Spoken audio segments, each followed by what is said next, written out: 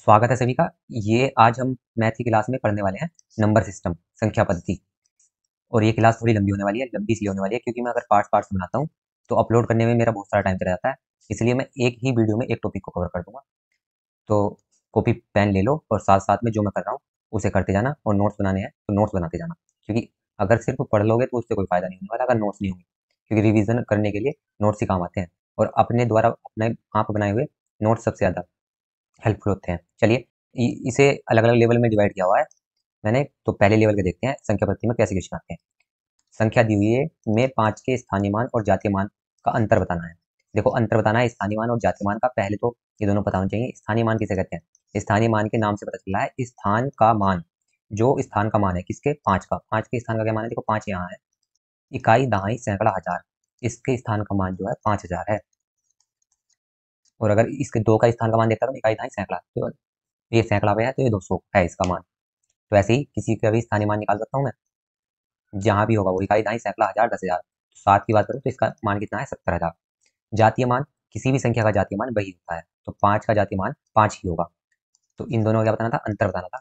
5,000 में से 5 घटाऊंगा तो क्या आएगा? 4,995। ऑप्शन नंबर ए ठीक होगा। नेक्स्ट है, देखो जो सेम सेम क्वेश्चन आएंगे उसे मैं स्किप करूंगा, उसे आपको खुद करना होगा। नेक्स्ट क्वेश्चन है ये 3 गुणा में संख्या है, इसमें इकाई अंक बताना है। देखो, इकाई अंक कौन सा बोलते हैं? जो ये फर्स्ट वाला लेटर होता है, ये। इसमें 1 है, इसमें 2 है, इसमें 5 है। तो बताना है इनकी गुणा करने पर लास्ट वाला अंक जो होगा, या स्टार्ट वाला कह लो यहाँ से राइट हैंड से, तो ये क्या होगा? तो ऐसे में ना हम लास्ट लास्ट इकाई इकाई के अंकों की गुणा कर लेंगे, तब भी आंसर आ जाता है हमारा। तो 5 दूनी 10, 5 की और 2 की कर लूंगा मैं, इकाई इकाई की कर लूंगा, और लास्ट में 1 है, इसकी कर लूंगा। 5 दूनी 10 और 10 ही का ना 10। तो क्या आया? 10 आया। और इकाई का अंक क्या आया? इसमें 1 जीरो आया। तो ये जीरो ही इसका आंसर होगा। ऑप्शन नंबर सी ठीक होगा। नेक्स्ट है, अब बताना है 7 की पावर 45 दी हुई है, इसमें इकाई का मान बताना है। चलो, इकाई का अंक कैसे निकालते हैं ये एक बार बता देता हूँ यहाँ पर। देखो, सबसे पहले अगर हमारी इकाई का अंक जीरो है, इकाई का अंक जीरो है, जैसे ये है 100 है कोई संख्या, उसकी पावर कितनी भी हो, 25 हो, 50 हो, कितना भी हो, अगर ये लास्ट में इकाई का अंक जीरो है तो हमेशा अंक इकाई का जीरो ही आएगा। ऐसे ही अगर इकाई का अंक एक होगा तो उसकी पावर कितनी भी होगी तो उसका इकाई का अंक भी एक आएगा। ऐसे ही 5 में भी इसकी पावर कितनी हो, 5 ही आएगा। ऐसे ही 6 में भी कितनी ही इसकी पावर हो, उसमें भी 6 आएगा। तो ये याद रखना, 0, 1, 5, 6 अगर इकाई के अंक हों तो हमेशा इकाई का अंक क्या ही आता है? यही आता है। सेम ही, 0 का 0, 1 का 1, 5 का 5, 6 का 6। और फिर बात करते हैं अगर इसके अलग हो कुछ, तो इसके अलग वालों का हम कैसे निकालते हैं। अब एक और है, एक ये तो हो गए हमारे कौन कौन से? 0, 1, 5 और 6, जिसमें क्या होता है हमारा सेम ही आता है। और एक होता है 9, 9 में चेंज होता है कुछ। एक मिनट, ये पेन नहीं चल रहा। और ये है 9। देखो, 0, 1, 5 की पावर कितनी भी हो, इनका इकाई का अंक यही आएगा। और अगर 9 हो तो 9 का रूल ये है, अगर 9 की पावर सम होगी, 9 की पावर सम होगी तो क्या आएगा? देखो, दो सम मतलब जो 2 से विभाजित हो तो 9 की 9 से गुणा करेंगे तो क्या आएगा? 9 9 81, तो क्या आया? 1 आया।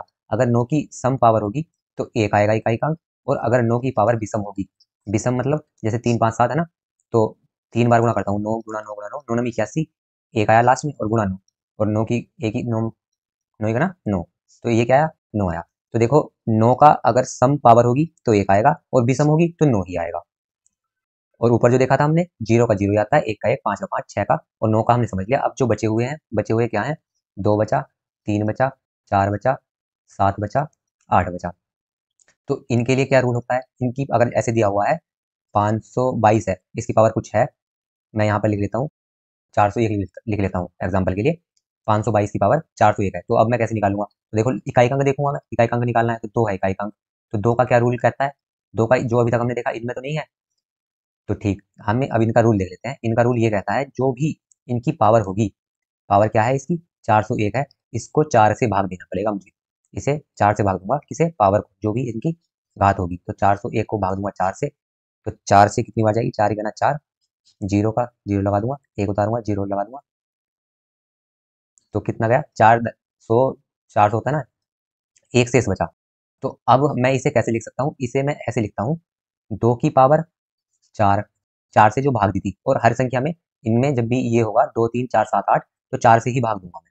और जो भी इकाई का अंक होगा, 2 था यहाँ पे, इसकी पावर 4 लिखी, कोई सा भी होता तब भी 2 की पावर 4 लिखता, और गुणा फिर से 2 लिखूंगा, और जो शेष वाला आया उसकी पावर उतना लिख दूंगा। ये हमारा आंसर हो जाएगा। अब इसे कैलकुलेट करना पड़ेगा। 2 की पावर 4 का मतलब कितना होता है? 2 दूनी 4 दूनी 8 दूनी 16, है ना? कितना होता है? 2 दूनी 4 दूनी 8 दूनी 16, तो 16 का 6 गुणा 2 की पावर 1 मतलब 2, और 6 दूनी 12, तो कितना आ गया इकाई का अंक? 2 आ गया। इसका आंसर ये है। अब ये हमारे मन में आएगा कि 4 से ही क्यों भाग देंगे? देखो 4 से इसीलिए भाग दी जाती है क्योंकि जब कोई भी संख्या होती है उसकी हम 4 बार गुणा करें और अगर 5 बार करते हैं तो संख्या वही आ जाती है। देखो हमने 2 लिया था, 2 की मैं 4 बार गुणा करता हूँ, तो क्या आया? 2 दूनी 4 दूनी 8 2 दूनी 4 दूनी 8 दूनी 16, और अगर मैं एक बार और गुणा करूंगा ना 5वीं बार, 5वीं बार गुणा करने पे क्या आ जाएगा? 16, 16 दूनी 32, तो 32 का क्या आया? ये इकाई का अंक 2 ही आ गया। तो ये सेम इसी के लिए हम 4 बार भाग देते और या फिर उस संख्या को 4 की पावर उतना लिख दें, और जो शेषफल है ये मैंने लिखा था 2 की पावर 4, 4 से भाग देके, और जो शेषफल 1 आया था उसकी पावर 2 की पावर उतना और लिख देता। तो ऐसे हम इकाई का अंक निकाल सकते हैं। किसके लिए? 2 3 4 7 8, इसे नोट कर लो, ये बहुत काम आएगा। चलिए आगे चलते हैं, इकाई का अंक निकालते हैं। इसमें क्या है? इसमें है 7 की पावर 45। देखो सबसे पहले तो हम यही देखेंगे, जीरो क्या क्या था वो हमारा? 0 1 5 6। इसमें क्या होता है? इकाई का अंक हमेशा यही आता है, ये तो है नहीं, इसमें 7 है। और 9 का था कुछ रूल, 9 का क्या था? सम में तो 1 आएगा और विषम में 9 ही आएगा। तो ये है 7, 7 की पावर 45 है, तो इसकी इसका इकाई का अंक निकालने के लिए मुझे क्या करना होगा? मुझे 4 से भाग देनी होगी। किसे? जो इसकी पावर है 45 को मैं 4 से भाग दूंगा। चलो देता हूँ, 4 ही का ना 4 और 5 तारा, 4 ही का ना 4, बचा कितना? एक से फल बचा। तो अब मैं इसे कैसे लिखूंगा? 7 को जितने से मैंने भाग दी 4 से, हर बार 4 से ही भाग दूंगा। 7 की पावर 4 गुणा 7 की पावर जो शेषफल आया, शेषफल कितना आया? 1 आया, तो 1। अब 7 की पावर 4 का वैल्यू पता करनी पड़ेगी मुझे, तो 7 सत्ते, देखो यहाँ पे निकाल लेता हूँ, 7 गुणा 7 गुणा 7 गुणा 7, तो 7 सत्ते 49 का 9, और 7 सत्ते 49 ऐसे इसका भी 9 आएगा, 9 में 81, 81 का 1 आया, तो 1 यहाँ से आया। और 7 की पावर 1 का मतलब 7 ही का ना 7, और 7 की और 1 की गुणा होगी तो आएगा डी, ऑप्शन नंबर 4 आ जाएगा। देखो अगर समझ नहीं आया होगा तो वापस करके वीडियो देख लेना। नेक्स्ट पे चलते हैं, इसमें भी इकाई का अंक बताना है। देखो इसमें क्या है? 2 और 3 और 4 है, तो इसमें से कोई भी संख्या नहीं है, 0 1 5 6 और 9 नहीं है, तो हमें क्या करना होगा? हमें 4 से ही भाग देनी होगी। तो 2 की पावर 4 से भाग दूंगा, 4 लिखूंगा, और 4 छंग 24, तो कितना शेषफल बचा? शेषफल कुछ नहीं बचा, तो इसे मैं छोड़ सकता हूँ क्योंकि शेषफल 0 बचा, तो 2 की पावर 0 लिखूंगा, 2 की पावर 0 का वैल्यू थी 1, और 1 की मल्टीप्लाई मैं इसमें करूंगा तो यही रहेगा।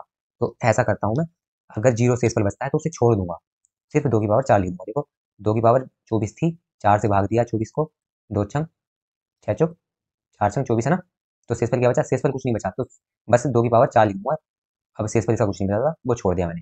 फिर अब 3 की पावर 15 को भाग दूंगा 4 से, 4 तिया 12, कितनी बची? 12 और 3 15, तो 3 की पावर 3, पहले तो 4 से भाग दी तो 4 भी लिखूंगा, 3 की पावर 4 और 3 की पावर 3 लिखूंगा। फिर ऐसे ही 4 की बाकी इसमें करूंगा, 11 में करूंगा, तो 4 की पावर 4 तो पहले लिख ही दूंगा, और 4 की पावर 3 में लिख भाग दूंगा 11 में, 4 दूनी 8, और कितना बचा? 8 और 3 11। अब मुझे इसे कैलकुलेट करना होगा, तो 2 की पावर 4 की वैल्यू कितनी आएगी? 2 दूनी 4 और 4 चौक 16 का 6। अब 3 का 3 या 9, और 9 की गुणा 9 से करेंगे तो 9 9 81, 1 आया, और 3 तिया 9 और 9 तिया 27 का 7 आएगा, 4 चौक 16, तो 16 और एक और 6 आएगा, 16 फिर से, तो 6 36 का 6 गुणा 4 चौक 16, 16 और 4, 6 और 4 की कर दूंगा, 6 चौक 24 का फिर से 4, सिर्फ मैं इकाई का लूंगा क्योंकि मुझे इकाई का ही बताना है। तो अब ये आया 6 की पावर 1, 1 से गुणा करेंगे तो 6 का ना 6, 6 सत्ते 42, 42 का आ गया 2, और 6 चौक 24 का आ गया 4, तो 4 दूनी 8, इकाई का अंक कितना आ गया? ऑप्शन नंबर सी आ गया हमारा, ऑप्शन नंबर सी ठीक होगा। अगर ये समझ नहीं आया तो एक बार वापस करके वीडियो देख लेना। चलिए नेक्स्ट क्वेश्चन करते हैं। नेक्स्ट क्वेश्चन है, ये दिया हुआ है, इसमें 6 की पावर 40 और 5 की पावर 40। देखिए अभी ये सबसे हार्ड क्वेश्चन में था, हमने हार्ड तो कर लिया, अब ये इजी जी आ जाएंगे। 6 की पावर 40 और 5 की पावर 40 है। देखो 6 और 5 का क्या रूल था, हमने देखा था, 6 अब की पावर कुछ भी हो तो क्या आएगा? 6 आएगा, और 5 की पावर कुछ भी हो तो क्या आएगा? 5 आएगा, और इनके बीच में क्या मार्क था? माइनस का था, तो 6 में से 5 गया, 1 आया, ऑप्शन नंबर बी ठीक हो जाएगा। नेक्स्ट है, 7 की पावर इतना है, देखिए इतनी बड़ी है और इजी है। देखो इसमें तो 1 की पावर 72 है, तो 1 की पावर तो कुछ भी हो 1 ही आएगा, और 1 की गुणा इसमें भी करेंगे तो भी 1 ही आएगा, तो इसे तो मैं छोड़ ही सकता हूँ ना, यहाँ से तो सिर्फ 1 आएगा, और इसे करना होगा मुझे। तो 7 से मैं 4 से भाग दूंगा, 7 की पावर 4, इसे 4 से भाग देते हैं, दो 4 से भाग देता हूँ 245 को, तो 4 छंग 24, उतारा 5 मैंने, 4 ही का ना 4, शेषफल बचा 1, तो 7 की पावर 1 और लिख दूंगा। 7 की पावर 4 और यहाँ से 1 आया था तो गुणा 1 और, 7 ही का ना तो 7 आ गया, और 7 की पावर 4 का मतलब कितना होगा? 7 सत्ते 49, और एक बार और आएगा 7 सत्ते 49, तो 9 नम 81, 81 का 1, और 7 गुणा 1, ऑप्शन नंबर डी ठीक हो गया। चलिए नेक्स्ट बताते हैं, का अंतिम अंक क्या है? तो देखो 1 की पावर इतनी है तो इसका मतलब 1 ही होगा। हमने देखा था ना 0 1 5 6, तो यही संख्या आती है। तो इसकी एक की लास्ट एक ही देखना है हमें, इकाई का अंक 1 की पावर इतना है तो 1 ही आएगा। और इसमें 102 जोड़ दूं मैं 1002 तो 1003 हो जाएगा ना। बताना क्या था, का अंतिम अंक क्या है, तो हमारा हो जाएगा नन ऑफ दीज। ये एक का एक क्यों आता है तो हम समझ ही सकते हैं ना। एक की गुणा मैं एक में करूंगा एक, फिर एक में करूंगा एक, फिर एक में करूंगा एक, ऐसे ही जीरो की गुणा कितनी बार करता रहूं मैं, जीरो ही आएगा। ऐसे ही 5 की गुणा भी, 5 पंजे 25 आया तो 5, फिर 5 से करूंगा 5 पंजे 25 आया, फिर 5 तो ये 5 ही आएगा। ऐसे ही 6 में होता है, 6 से 36 6 आया, फिर 6 से करूंगा 36, तो ये इसलिए आता है। चलो फिर हम नेक्स्ट क्वेश्चन चलते हैं। ये जो है जोड़ का सवाल है, इसे हमें जोड़ना है। चलो ये तो स्किप करता हूँ, इसे खुद से करना है। इसका आंसर बताना 8वें क्वेश्चन का क्या आंसर आएगा, और मैं सभी कमेंट देखूंगा। चलिए नेक्स्ट क्वेश्चन में चलता हूँ। प्रथम 75 प्राकृतिक संख्याओं का योग ज्ञात करना है। तो इसका हमें फॉर्मूला याद होना चाहिए। प्रथम कितनी भी संख्याओं का हमसे योग पूछता है तो उसका फॉर्मूला होता है प्राकृतिक संख्याओं का योग का फॉर्मूला मैं डायरेक्ट लिख देता हूँ। ये ऐसे लिख लेना, प्रथम प्राकृतिक संख्याओं का योग का फॉर्मूला होता है n bracket n plus one और इन सभी के बटे में 2। और एन क्या होता है, एन जितनी संख्याओं का वो पूछता है। तो यहाँ पे कितना है, एन की वैल्यू है 75। तो यहाँ पे करता हूँ मैं एन मतलब 75, फिर ब्रैकेट लगाऊंगा 75 प्लस 1 और इसके बटे में 2। तो 75 का तो 75 और फिर क्या है 75 और 1, 75 और 1 कितना हो गया 76। और इनके बीच में देखिए ब्रैकेट था, तो ब्रैकेट की जगह क्या आता है गुणा बटे में 2। 2 से मैं भाग दे दूंगा, ये 76 कट जाएगा। 2 तिया 6 और 2 अट्ठे 16, 38 और 75 की गुणा करूंगा कितना आएगा, 8 पंजे 40 का जीरो, हासिल लगे 4, 8 सत्ते 56 और 4 कितना होता है 56 और 4 होता है हमारा 60, 3 पंजे 15, हासिल लगा 1, 3 सत्ते 21 और 1 22। तो कितना हो गया ये, जुड़ जाएगा ये 0 5 8 2, 2850 आ गया ऑप्शन नंबर। इसमें कोई नहीं है, none of these, option number E ठीक होगा। फिर नेक्स्ट क्वेश्चन है हमारा, प्रथम 100 सम संख्याओं का योग बताना है। प्रथम 100 संख्याओं का योग बताना है। देखो अभी हमने ऊपर क्या देखा था, ऊपर था प्रथम 75 प्राकृतिक संख्याओं का। प्राकृतिक संख्या कौन सी, मतलब नेचुरल नंबर जो हमारी 1 से स्टार्ट होती है, 1 से आगे को 75 तक बताना था योग। पर इस बार क्या बताना है, इस बार बताना है प्रथम 100 इवन नंबर्स का। इवन नंबर्स कौन कौन से होते हैं, 2 4 6, ऐसे जो पहले 100 नंबर होंगे उनका योग करना है। तो देखो जो हमारे नेचुरल नंबर होते हैं उनका योग तो क्या था फॉर्मूला एन और n plus one upon two. इसमें जो इवन नंबर्स में होता है उसमें अपॉन में 2 नहीं रहता है, सिर्फ ये रहता है एन और एन प्लस वन, सिर्फ इतना करना होता है। और एन क्या है, एन है नंबर्स ऑफ नंबर, नंबर के कितनी संख्याएं हैं हमें उनका। तो कितनी संख्याएं बतानी है, मैं 100 संख्याओं को बताना है ना। तो एन का मान हो गया 100। तो चलो करता हूँ अब, जा क्या करना होगा 100 और यहाँ पे ब्रैकेट है तो गुणा, और 100 और 1 101, 101 की 100 से गुणा करूंगा तो कितना होगा 101 के आगे 2 जीरो, ऑप्शन नंबर 1 ठीक हो गया। नेक्स्ट है फिर अब बताना है प्रथम 50 विषम संख्याओं का योग। विषम संख्या मतलब ओड नंबर्स। ओड नंबर क्या, जो अगर मुझे जोड़ बताना हो, उनका योग बताना है, तो क्या करूंगा, उनका फॉर्मूला होता है एन का स्क्वायर।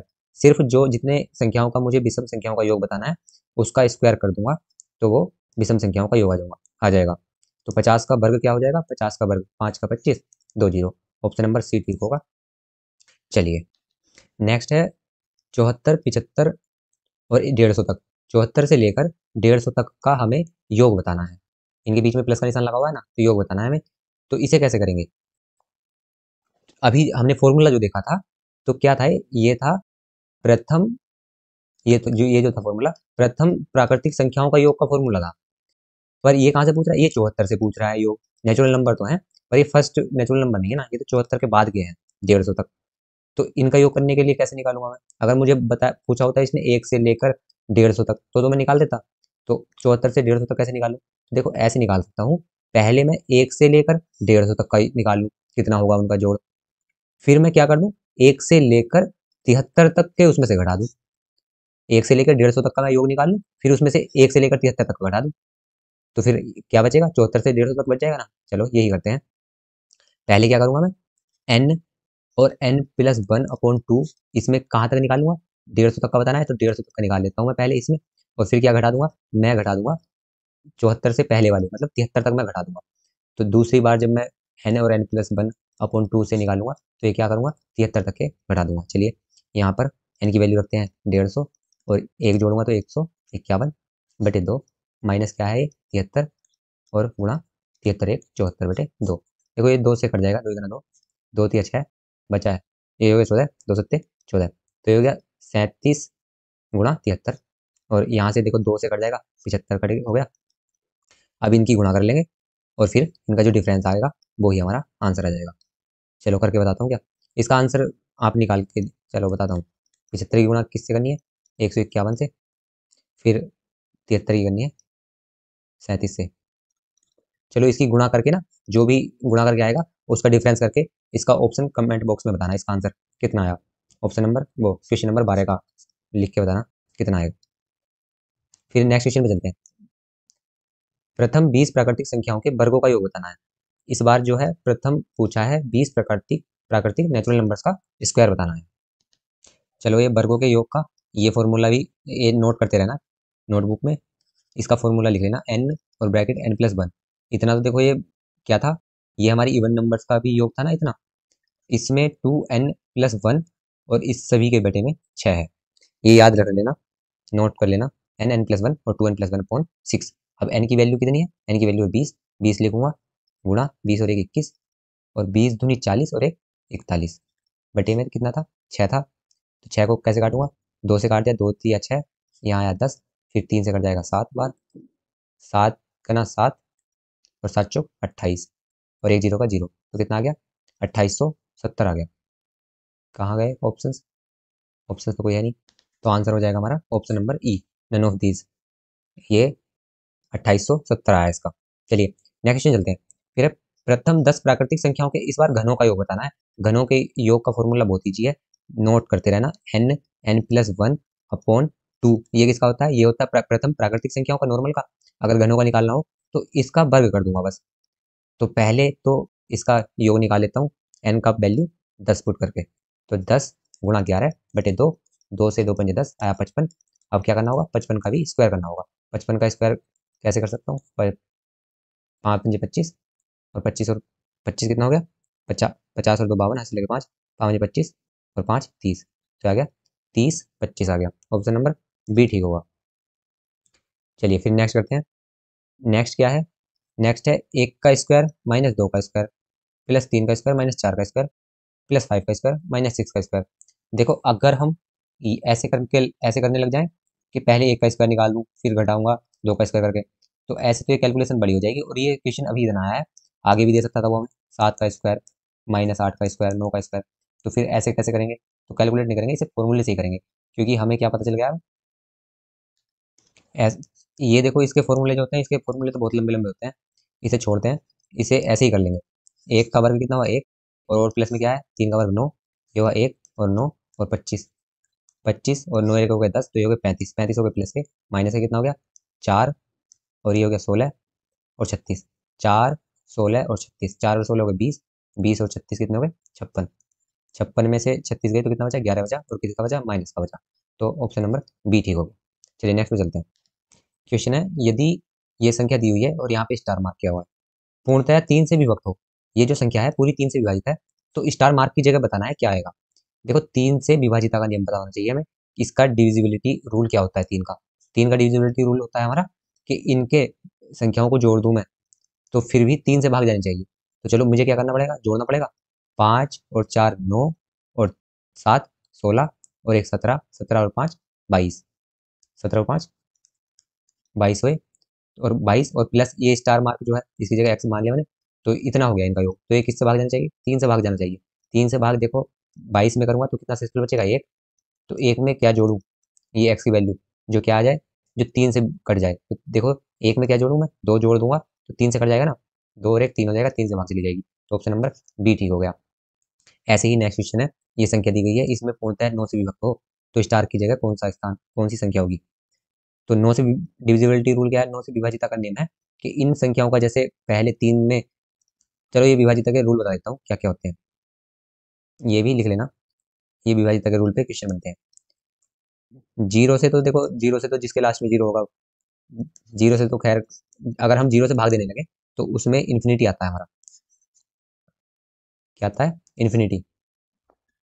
ये भी काफी बार क्वेश्चन बन जाता है। अगर जीरो नीचे आ गया हमारा, भाग देनी जीरो से किसी भी संख्या को दूंगा मैं, तो इनफाइनाइट आएगा, अनंत आएगा। फिर अगर 1 से भाग देंगे तो 1 से भाग देने पर तो जिसे भी भाग दूंगा मैं उतना ही आएगा, ये तो हमें सबको पता है।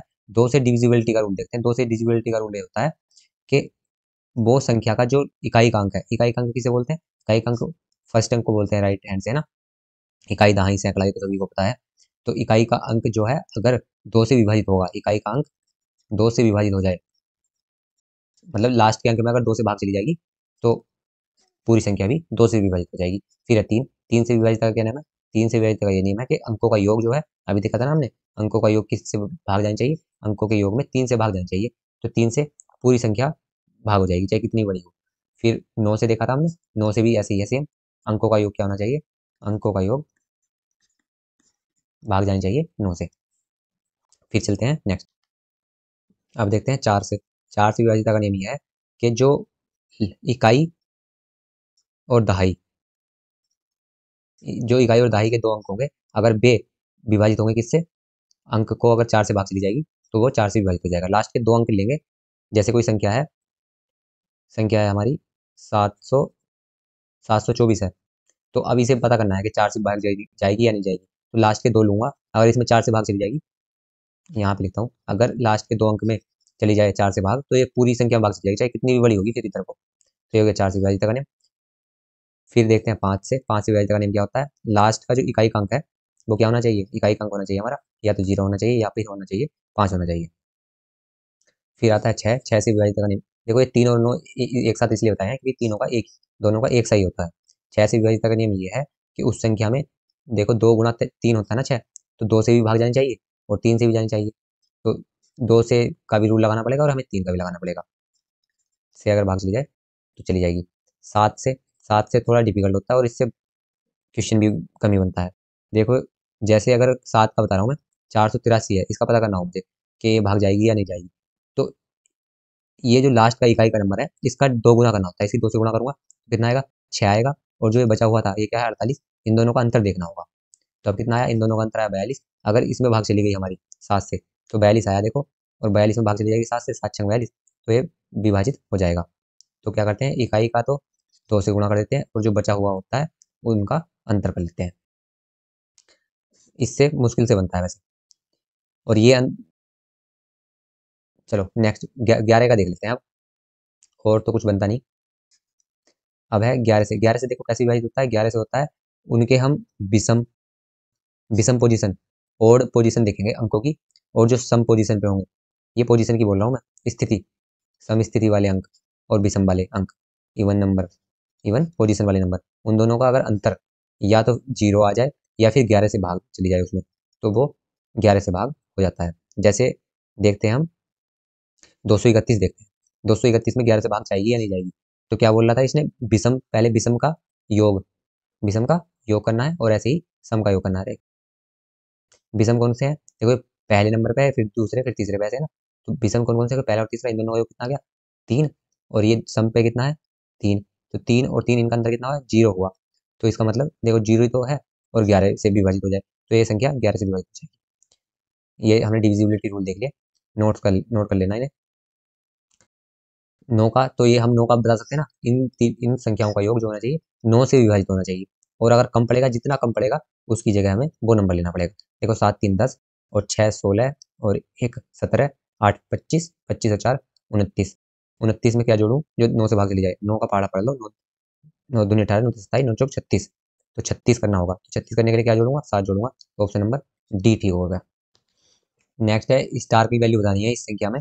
जो छोटे से छोटे स्टार की वैल्यू क्या होगी जो इतने में पूर्णतः 11 से विभक्त हो जाए, 11 से भाग चली जाए इसमें पूरे। तो 11 से विभाजित करने के लिए मुझे क्या देखना होगा? देखो ये है 11 से विभाजित करने के लिए जो ये संख्याएं हैं इनका योग करूंगा मैं। 9 और 3 12, 12 और 5 17, 17 और 6 कितना हो गया हमारा? 17 और 6 23, और 23 में किसका अंतर देखूंगा? 7 और 1 8, और ये जो है तो 8, पहले तो 8 घटा लेता हूँ। 8 घटाऊंगा तो कितना आएगा? ये 8 घटाऊंगा तो मैं, ये आएगा 15 आएगा। अब 15 में से और क्या घटाऊंगा मैं? जो स्टार है ना, स्टार की वैल्यू क्या होगी इसमें? 15 में से और क्या घटा दूं जो 11 से विभाजित हो जाएगा?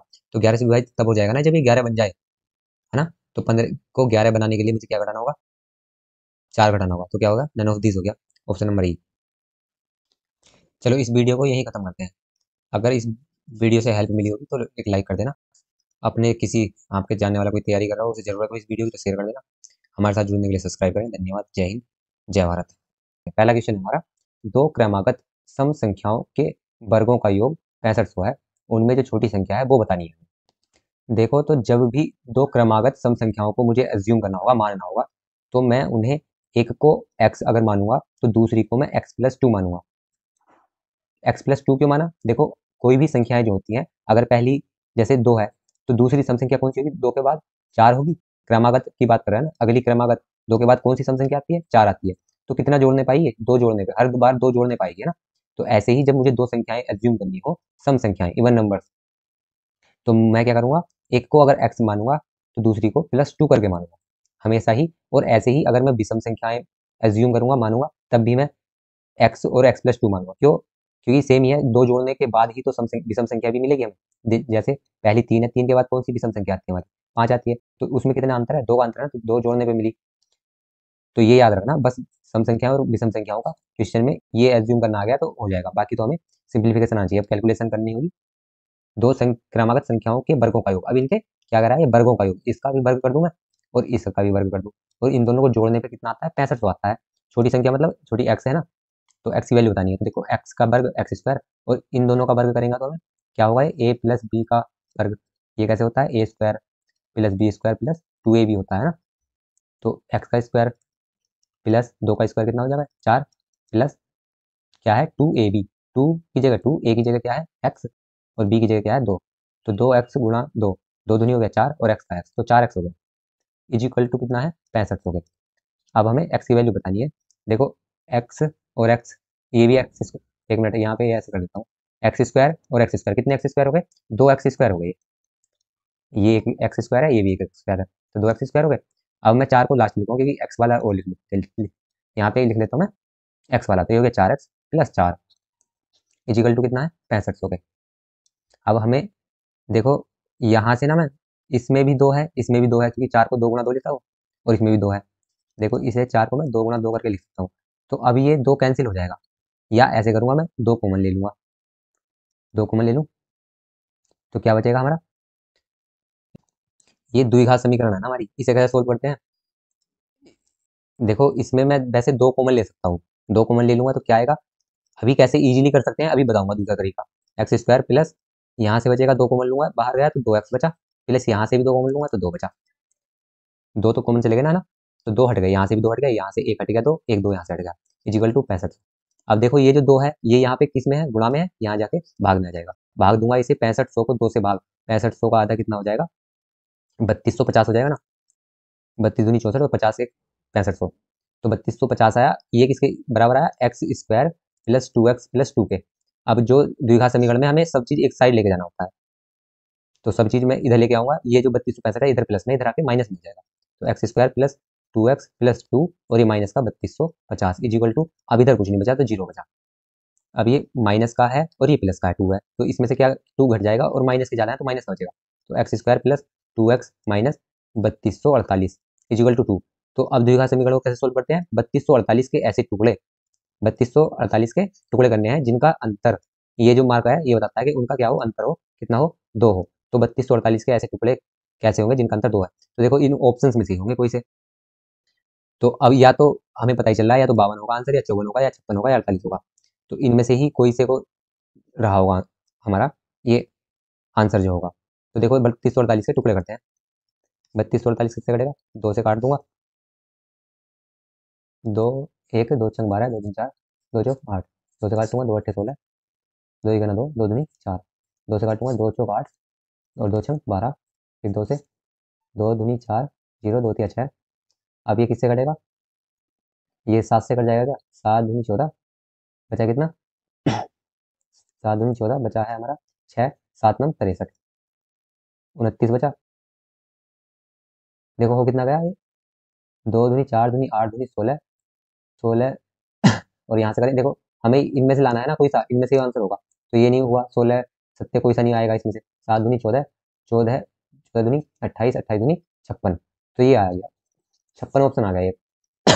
तो हमारा कौन सा ऑप्शन नंबर डी अभी ठीक होगा नहीं होगा ये नहीं पता चला, पर एक तो 56 होगा, 56 होगा एक, और दूसरा क्या होगा? 29 और 2 बचा, 29 और 2 की गुणा करेंगे, 9 दूनी 18, हासिल लगा ये 58। टुकड़े क्या क्या आ गए? देखो, 3248 के टुकड़े किए मैंने, तो टुकड़े आए, एक तो आया 56 और एक आया 58। तो बताना क्या था? कौन सी संख्या बतानी थी? छोटी वाली बतानी थी ना, तो ऑप्शन नंबर डी सही हो जाएगा। अब इसे हम परीक्षा में कैसे करते? इसे परीक्षा में हम इतना बड़ा नहीं करते, देखो। पर ये समझ में आना चाहिए कि होता कैसे है। अगर ये नहीं पता होगा ना ये होता कैसा है, तो हम छोटे तरीके से तो कभी नहीं कर सकते, इसलिए बड़ा तरीका आना ही चाहिए। चलो क्वेश्चन पे वापस चलता हूँ मैं। इसे करते कैसे, देखो। क्या बताना था हमें, दो संख्याएं हैं, उनके वर्गों का योग 6500 होगा। तो जो भी संख्याएं होंगी इन्हीं में से होंगी ना, तो मैं इन्हीं संख्याओं में से वर्ग करके देख लूँ, या तो मैं उनके वर्ग करके देख लूंगा ना। तो चार मैं यहाँ से ले लेता, किसी मिडिल संख्या में से ले लूंगा 52, और 52 के बाद दूसरी कितनी होगी 54, तो 52 का वर्ग करके देखूंगा और 54 का। अगर यही आंसर आ गया तो ठीक है, वरना नहीं आएगा तो फिर 54 और 56 का करके देखूंगा, फिर 56 या 58। जल्दी जल्दी हो जाएगा, ये वर्ग करने में इतना टाइम नहीं लगेगा। तो या फिर ऐसे कर सकता था मैं। चलिए नेक्स्ट पे चलते हैं, एक बार इसे मैं क्लियर करता हूँ। देखो, ये जो थी हमारी द्विघात समीकरण का सवाल था, और ये संख्या पद्धति में बार बार इसका क्वेश्चन पूछा जाता है। अब मैं जो है संख्या पद्धति और सिंप्लीफिकेशन और परसेंटेज, इनमें से जो जो इम्पोर्टेंट एक 5 से 7 मिनट की अलग वीडियो बना दूंगा। उसे उसमें कैलकुलेशन करके एक प्लेलिस्ट बनाऊंगा अभी कुछ टाइम बाद, उसमें कैसे कैलकुलेशन को फास्ट कर सकते हैं, और ये सब चीज़ें, छोटी छोटी चीज़ें सभी पे बना दूंगा। तो उसमें मैं इसे भी कर लूंगा, द्विघात समीकरण को उसमें बता दूंगा सिर्फ 10-20 सेकंड में कैसे कर सकते हैं इसे, द्विघात समीकरण को सोल्व करना। अगर मैं यहाँ पे बताने लगा तो ये क्लास इसी में खत्म हो जाएगी, पर हम इसे करते हैं कंटिन्यू। भाग की एक संक्रिया में भाजक भागफल का 5 गुना है, शेषफल का 2 गुना है। यदि शेषफल 40 है तो भाज्य ज्ञात करिए। देखो, सबसे पहले तो ये जान लेते हैं भाज्य भाजक भागफल किसे बोलते हैं। तो जैसे एक भाग का सवाल है, मैंने 2 को 2 से भाग दी 16 को, 16 को नहीं देता हूँ मैं, 17 को दे देता हूँ। 17 को भाग दी 2 से, तो कितनी बार जाएगी, 2 अट्ठे 16, कितना से शेष बचा, एक बचा शेष। तो शेष तो हमें पता है, ये शेष होता है जो लास्ट में बचता है, और इसे क्या बोलते हैं, जिससे हमने भाग दी उसे बोलते हैं भाजक, और जिसे भाग दी जाती है वो क्या हो जाता है हमारा, भाज्य। और जो हमारा भाग देने के बाद आया तो इसे क्या बोलते हैं, भागफल। बस इतना ही है, अगर ये समझ में आ गया हमारा तो ये सारे क्वेश्चन हो जाएंगे। क्वेश्चन कहता है एक भाग की संक्रिया में, मतलब करने में भाजक भागफल का 5 गुना है। हाँ, एक ये चीज तो बताने रहेगा। अगर देखो मुझे भाजक निकालना होगा, ये भाजक दिया होता है और भाज्य और भाजक दिया हुआ था, तो ये सब भागफल और शेषफल तो ऐसे निकालते हैं, ये तो हमें पता है। पर अगर मुझे भाजक निकालना हो तो कैसे निकालता हूँ, तो देखो, भाज्य निकालना हो, भाजक क्या हो रहा है, भाज्य होता है हमारा इन दोनों की गुणा। ये क्या है, भाजक गुणा भागफल। और देखो कितना हुआ, 8 दूनी 16 हुआ, और क्या जोड़ना पड़ेगा, एक और जोड़ना पड़ेगा, तभी तो भाज्य आएगा हमारा 17, तो प्लस शेषफल। तो ये फॉर्मूला याद रखना, इससे बहुत बार एग्जाम में क्वेश्चन बनता है, भाज्य इज इक्वल टू भाजक गुणा भागफल प्लस शेषफल। या फिर ऐसे ध्यान रखोगे ना कि क्या भाजक होता है, क्या भाज्य, क्या भागफल और क्या शेषफल, तो फिर ये फॉर्मूला याद होगा नहीं होगा, हमें पता चल जाएगा कि इन दोनों की तो गुणा करता हूँ मैं, और प्लस कर देता हूँ शेषफल जो बचा होता है। चलो, क्वेश्चन दिया हुआ क्या था, क्या दिया हुआ था कि भाग करते हुए भाजक भागफल का 5 गुना है और शेषफल का 2 गुना है। भाजक को बताया गया है, तो भाजक क्या होता है, जिससे मैं भाग देता हूँ, है ना, वो भाजक है। और किसका बताया गया है, भाजक जो है भागफल का 5 गुना है, जो ये भागफल यहाँ आता है इसका ये 5 गुना है, और तथा शेषफल का 2 गुना है, जो ये शेष आएगा, ये यही भाज्य ही शेषफल का 2 गुना है। तो मुझे जो एज्यूम करना होगा ना, ये भाजक, ये ऐसा करना होगा कि 2 गुना भी हो, शेषफल का 2 गुना और भागफल का 5 गुना हो। तो इसलिए ऐसा मानने के लिए मुझे, अगर मैं इसे 10 मान लूँ भाजक को 10x, तो फिर मैं ये मानना आसान हो जाएगा। तो भाजक मैं मान लेता हूँ, माना भाजक है 10x। तो क्या बताया था इसने कि ये भागफल का 5 गुना हो, यही बोला था ना, भागफल का 5 गुना। तो ये 5 गुना कब होगा, जब ये कितना होगा, भागफल 2x होगा ना, तो 2 पंजे 10 है ना, 5 गुना हो गया। फिर क्या बोला था, शेषफल का कितना हो, शेषफल का हो 2 गुना, शेषफल का हो 2 गुना। शेषफल का 2 गुना कब होगा, शेषफल जब 5x होगा, तो इसका ये हो जाएगा 2 गुना ना, 5 दूनी 10x। समझ, ये 10x इसलिए माना मैंने क्योंकि ये 5 का भी गुणज है 10, और 2 का भी गुणज है, समझ गए। तो ये वैल्यू मैं क्या मानूं, सिर्फ यही, इतना अगर ये मानना, ये क्वेश्चन का सॉल्यूशन बस इतना था, अगर मैं ये एज्यूम कर लूं कि कितना भाजक होगा, तो बस आंसर आ जाएगा। अब क्या बताया है, यदि शेषफल 40 है, शेषफल कितना है 40 है, तो शेषफल हमने एज्यूम किया क्या है 5x, 5x किसके बराबर हो गया 40 के, तो x किसके बराबर हो गया 5 अट्ठे 40, 8 के बराबर हो गया। बताना क्या था, भाज्य ज्ञात करें। भाज्य क्या होता है, ये होता है ना भाज्य, तो भाज्य इज इक्वल टू कितना होता है, भाज्य अभी हमने देखा था, भाज्य में इन दोनों की गुणा होती है, 10x किसकी, भाजक की और भागफल की, इन दोनों की गुणा, तो 10x की 2x से गुणा होगी, और क्या जुड़ता है, ये जुड़ जाता है शेषफल। शेषफल क्या है, 5x। तो ये कितना हो गया, 10x की गुणा 2x से की मैंने, तो हो गया 20x² प्लस 5x। x की वैल्यू है 8, 8 का वर्ग 64, 64 प्लस 5 गुणा 8, 64 की 2 से गुणा करूंगा तो कितना आएगा, 128, 128 और 0 का 0 प्लस 40, तो कितना हो गया ये, 1280 है और 40 है, 1320 हो गया। देखते हैं ऑप्शन क्या थे, ये ऑप्शन नंबर ए ठीक हो जाएगा। ये इजी था, बस क्वेश्चन, बस हमें क्या एज्यूम करना है ये देखना था। एक बार वीडियो वापस करके देख लेना कैसे एज्यूम किया था। ऐसे ही नेक्स्ट क्वेश्चन जो है ये भी भागफल का है, ये आपको खुद से करना है। एक बार इसे हटा देता हूँ। चलो नेक्स्ट क्वेश्चन है हमारा, किसी संख्या को 342 से भाग देने पर शेषफल 47 प्राप्त होता है, उसी संख्या को 18 से भाग देने पर शेषफल क्या होगा।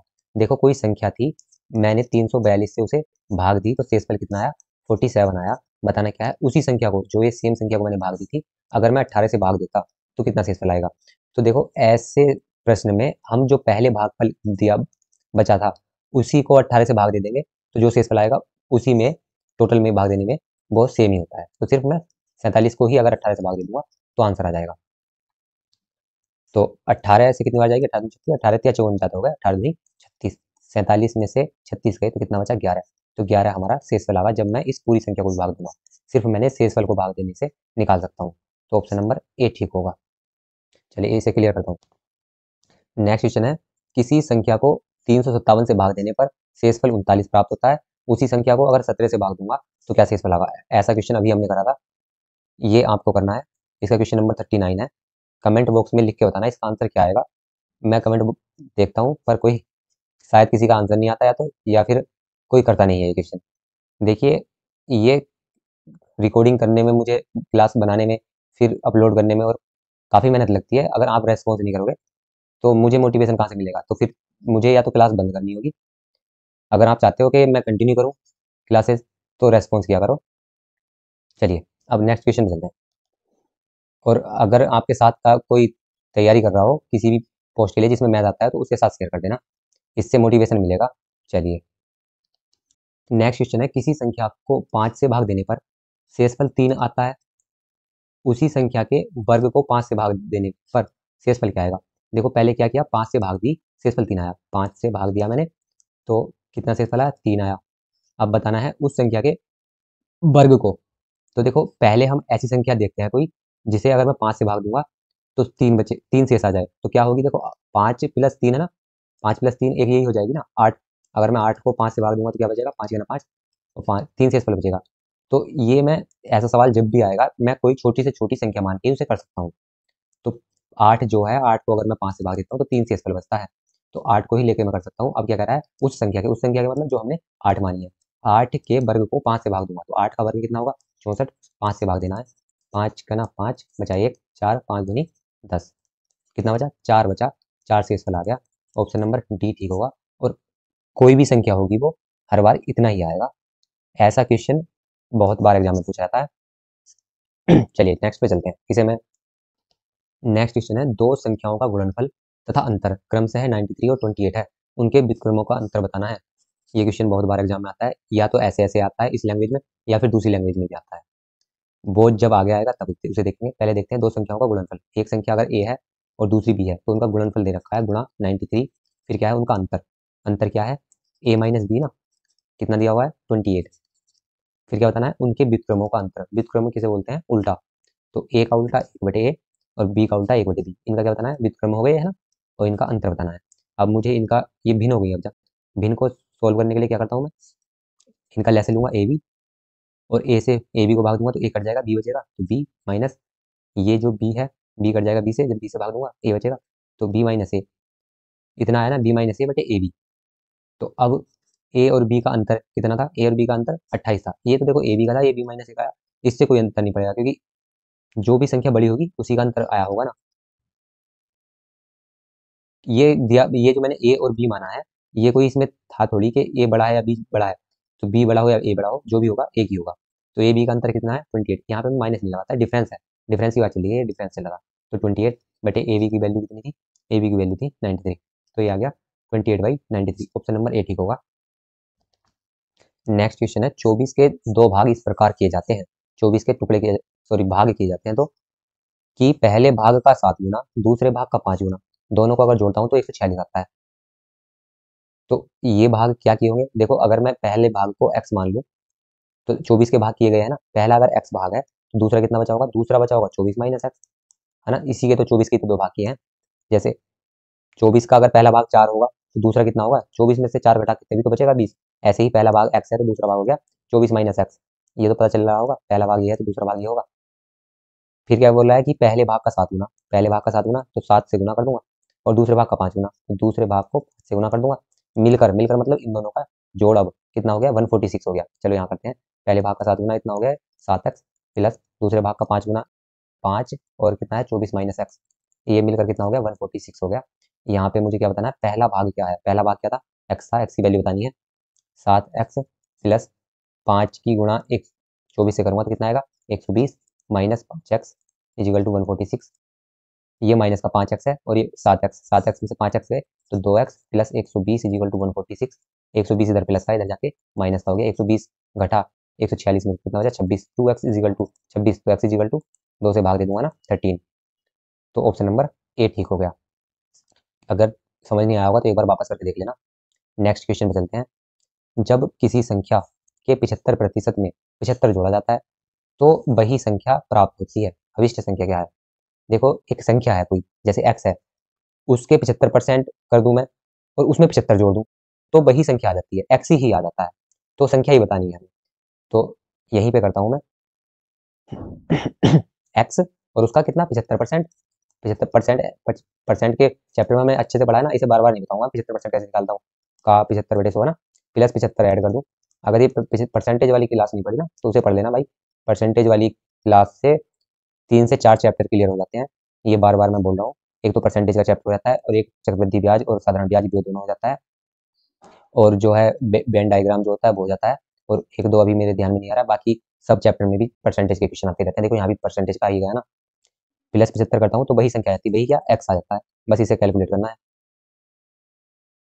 इसे सिंप्लीफिकेशन अगर ये नहीं होगा आपसे तो सिंप्लीफिकेशन वाली क्लास पढ़ लेना, ये सेम टू सेम हमने सिंप्लीफिकेशन वाली क्लास में ये पढ़ा था ना हमने। चलो इसका आंसर करके बताऊँ क्या ये हो जाएगा, देखो 25 या 75 और 25 चौका 100, 75 इधर लेके जाऊंगा और एक्स नहीं, मैं 75 इधर ही रहने देता हूँ, और इजिकल टू एक्स, ये कितना बचा था 3x/4, इधर आके इधर तक प्लस में था, इधर आके माइनस में 3x/4, इसे करूंगा सोल्व तो 4x माइनस 3x, 4x में से 3x गए तो 1x बचा बटे 4 इजिकल टू 75 तो है ही, 75 गुणा 4 से करूंगा तो कितना आएगा 300 आएगा, तो x की वैल्यू आ गई 300। ऑप्शन क्या आया 42 86, अरे ऑप्शन क्या है, अच्छा क्वेश्चन ऊपर वाला था, तो हमारा ऑप्शन नंबर आ गया बी, ऑप्शन नंबर बी ठीक होगा। चलिए नेक्स्ट क्वेश्चन पे चलते हैं, इसे क्लियर करता हूँ मैं। चलो नेक्स्ट क्वेश्चन देखते हैं। भाग की एक क्रिया में शेषफल 6 है, एक भाग का सवाल था कोई, उसमें शेषफल कितना आया 6 आया, ठीक है, और भाजक भागफल का 5 गुना है। भाजक कौन सा होता है, ये जिससे भाग देता हूँ, भागफल का भागफल कौन सा होता है, ये भागफल का 5 गुना है, तो भागफल मैंने मान लिया x, तो ये भाजक कितना हो जाएगा 5 गुना है ना, तो ये 5x हो जाएगा। फिर आगे दिया हुआ है यदि भाजक, भाजक मतलब ये 5x, भाजक जो है शेषफल के 3 गुने, शेषफल क्या है 6, तो शेषफल का 3 गुना, 6 का 3 गुना 6 या 18, 3 गुने में 2 जोड़ने पर, 2 और जोड़ने पर तो कितना हो गया 20 प्राप्त होता है। तो ये क्या प्राप्त हो गया, ये भाजक प्राप्त हो गया हमें, भाजक प्राप्त होता है। तो बताना क्या है, तो भाज्य ज्ञात कीजिए, भाज्य कौन सा होता है, ये बीच वाला। तो देखो पहले तो ये तो आ गया 20, ये क्या है हमारा 20 आया भाजक, और ये भाजक क्या था 5x था, और ऐसे ही मुझे अगर x बताना हो ये भागफल, तो ये कैसे निकलेगा, ये निकल जाएगा मेरा 5 से भाग दे दूंगा इसे 20 को, तो x की वैल्यू आ गई 5 चौक 20, 4 आ गया, ये आ गया 4, बताना क्या है ये बताना है, तो ये कैसे निकलता था, इन दोनों की गुणा करने पर 20 चौक 80 और 6 जोड़ने पर तो 86 आ गया, ऑप्शन नंबर डी ठीक हो गया। चलिए नेक्स्ट क्वेश्चन में चलते हैं। क्वेश्चन है 3 क्रमागत संख्याओं का योग, 3 क्रमागत संख्याएं हैं, देखो क्रमागत संख्याओं का अगर एज्यूम करना, इसमें जो है संख्याओं में हमें एज्यूम करना आना चाहिए, ये मैंने पहले ही बताया था कि क्रमागत संख्याएं तो ऐसे ही मान सकते हैं एक एक ही। सम संख्याएं का बताया था कि देखो क्रमागत संख्याएं में अगर पहली x है तो दूसरी क्या होगी x+1, और तीसरी क्या हुई x+2, क्योंकि एक एक का अंतर होता है ना उनमें। और सम संख्या एज्यूम करनी हो तो x+2, क्योंकि 2 का अंतर होता है, और फिर x+3, सॉरी 4, फिर नेक्स्ट अगर माननी हो तो x+6। हर बार 2 बार 2 जोड़ने पाएंगे ना सम संख्याएं। और ऐसी विषम संख्या अगर मुझे एज्यूम करनी हो तो पहली x दूसरी x+2, क्योंकि विषम संख्याओं के बीच का अंतर भी 2 होता है, 3 5 7 है ना। तो तीसरी होगी तो x+4, फिर x+6। ये ध्यान रखना कि सम संख्याएं और विषम संख्याएं एज्यूम करनी हो सेम ही एज्यूम की जाती है, क्योंकि उनके बीच में अंतर बराबर ही होता है। पर क्रमागत माननी हो तो क्रमागत मतलब एक बढ़ती हुई है ना, तो पहली x है तो दूसरी x+1 है और तीसरी x+2 है। क्या बताना है वो, सॉरी आगे पढ़ते हैं। बीच वाली संख्या से 332 अधिक है। क्या बोला इसने, 3 क्रमागत संख्याओं का योग, जो योग है, योग मतलब इन तीनों को जोड़ देता हूँ मैं, x+1 प्लस x+2, इनका योग आ गया। योग जो है बीच वाली संख्या से, बीच वाली संख्या क्या है, ये है बीच वाली संख्या, तो बीच वाली संख्या इससे क्या है, इससे 32 अधिक है, इस संख्या से 32 ज्यादा है क्या, ये जो है योग, योग जो है इन संख्याओं का, बीच वाली संख्या बीच वाली है से 32 ज्यादा है, 32 ज्यादा है, ये जो ये योग था। चलो जोड़ता हूँ, x और x, 2x और 1x, 3x, प्लस 1 और 1, वो सॉरी 1 और 2 3, इजिकल टू कितना हो गया, x प्लस 32 और 1 33। x तो इधर आ जाएगा, तो x 3x में से घट जाएगा तो कितना बचेगा 2x, और 3 इधर जाके ये भी घट जाएगा तो कितना बचा 30, 33 में से 3 गए 30। अब x की वैल्यू बतानी थी हमें, तो x की वैल्यू बतानी नहीं थी, x की वैल्यू निकाल लेंगे पहले। तो 15 आ जाएगा, 15 में 30 होता है, बताना कहता है बीच वाली संख्या, बीच वाली संख्या कहती है x+1 थी, x की वैल्यू हमें पता ही है 15, तो बीच वाली संख्या क्या होगी 16 होगी। तो ऐसा तो कुछ है नहीं इसमें, ये कुछ गलत कर दिया क्या मैं, अरे 332 है ना, ये 332 है तो ये 333 हो गया था, 3 घटा तो 330 हो गया था। 2 से घटा 2 1 2, 2 1 2, यहाँ पे बचा 13, 2 6 12 और 2 पंजे 10, 165 आया था। x की वैल्यू और x+1 की वैल्यू बनाई थी तो 166 आ गया, ऑप्शन नंबर बी ठीक हो गया। नेक्स्ट क्वेश्चन पे चलते हैं। जब एक संख्या में 6 जोड़ा जाता है तथा योग को 8 से गुणा किया जाता है, पहले 6 जोड़ा फिर उसे 8 से गुणा कर दिया, तो वही परिणाम प्राप्त होता है। कितना होता है, जब 26 को 10 से गुणा किया जाता है तथा प्राप्त परिणाम में 12 जोड़ दिया जाता है। तो चलो इसे करते हैं, क्या बोला है, जो भी बोला है इसमें उसे करते जाएंगे। एक संख्या है, संख्या माना x है, उसमें 6 जोड़ा जाता है, 6 जोड़ दिया मैंने, तथा योग, ये जो 6 प्लस वो x और 6 का योग आया, तथा योग मतलब ये जो जोड़ के आया को 8 से गुणा करने पर इसे 8 से गुणा कर दिया, तो जो आया, जो ये अभी आया है, तो वही परिणाम प्राप्त होता है। जो ये आया है ये उतना ही होता है, कितना होता है, मतलब इसके बराबर होता है जो आगे बताया इसने, तो ये बराबर होता है किसके, जब 26 को 10 से गुणा करता हूँ, तो 26 को गुणा करता हूँ 10 से, तथा प्राप्त परिणाम, ये प्राप्त परिणाम जो अब हुआ 26 को 10 से गुणा करने में 260 हुआ ना, और 12 जोड़ दो इसमें, अगर 12 जोड़ दो इसमें, तो वह संख्या क्या है, x की वैल्यू बतानी है। देखो बैक करके देख लेना अगर समझ में नहीं आया। कह रहा था एक संख्या थी, 6 जोड़ दूं, 6 जोड़ दिया, तथा योग जो इतना हुआ इसे 8 से गुणा करने पर 8 से गुणा कर दी, वही प्राप्त होता है। कितना प्राप्त होता है, 26 को 10 से गुणा करने पर, 26 को 10 से गुणा कर दी, तथा उसमें 12 जोड़ दिया, उसमें 12 भी जोड़ दिया, तो ये वही प्राप्त हुआ, तो इसीलिए मैंने यहाँ पे बराबर लगाया। तो ये कितना हो गया, 8 की गुणा, देखो गुणा नहीं, इनकी गुणा कर लेते हैं हम इधर, दो 26 और 10 तो हो गए 260, और प्लस 12, 12 और जोड़ दूंगा तो कितना हो गया 272, और ये 8 जो है गुणा में था, 8 इधर पेज में आ जाएगा, भाग में आ जाएगा 8, तो 8 दूनी 16, 8 से 24, बचा कितना 3, 8 चौक 32, तो कितना आ गया 32 आ गया। ये इतना कैलकुलेट करने पर आया 32, भाग देने पर 8 से, है ना। तो क्या बचा, x+6 इजिकल टू 32 आ गया।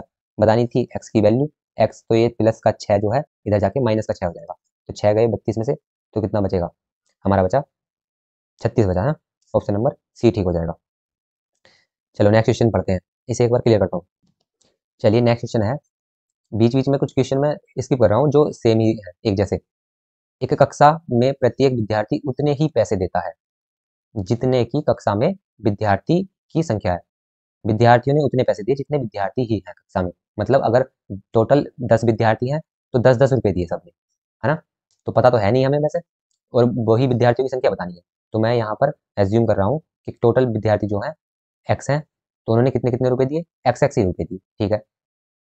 आगे है शिक्षक ने 13 रुपए दिए, शिक्षक ने दिए 13 रुपए, जिससे कुल राशि 49 हो गई, टोटल जो धनराशि है वो 49 हो गई। अब तो देखो हमें टोटल धनराशि निकालनी हो तो कैसे निकालेंगे, 10 मान के ही चलता हूँ, 10 विद्यार्थी थे, है ना, 10 विद्यार्थी थे, 10-10 रुपए दिए उन्होंने, तो कितने रुपए दे दी हो गए, 100 रुपए ये हो गए, और शिक्षक ने 13 रुपए, ऐसे निकालूंगा ना मैं, टोटल धनराशि निकालने के लिए। तो अब x विद्यार्थी हैं, x रुपये दिए, तो इन दोनों क्या करूँगा, गुणा प्लस, और शिक्षक ने जो दिए उसे प्लस कर दूंगा। और ये कितने के बराबर आया, ये आया 49 के बराबर, 49 के बराबर दिया हुआ है। तो x और x की गुणा एक्स स्क्वायर, ये 13 इधर कितना है प्लस में, इधर जाके माइनस में, 13 माइनस कर दूँ 49 में, तो कितना बचा 36। तो 36 किसका स्क्वायर होता है, 36 होता है 6 का। तो x हो गया 6, बताने क्या था वैसे। तो बताइए कक्षा में कितने विद्यार्थी थे, तो कितने विद्यार्थी आ गए कक्षा में, 6 आ गए। तो क्या हो जाएगा, नन ऑफ दीज हो जाएगा। इसमें ऑप्शन ये भी दिया हुआ है ज्ञात नहीं कर सकते, तो ज्ञात तो कर सकते हैं ना, तो नन ऑफ दीज हुआ इसमें। अगर हमसे ये पूछा होता कि छात्रों ने कितने रुपए दिए, तो ये 36 हो जाता ना, 36 छात्रों ने दिए और 13 भी अध्यापक ने दे दी, और एक अध्यापक ने कितने दिए, सॉरी एक छात्र ने कितने दिए 6, और टोटल छात्र भी 6 हैं। चलिए नेक्स्ट क्वेश्चन करते हैं।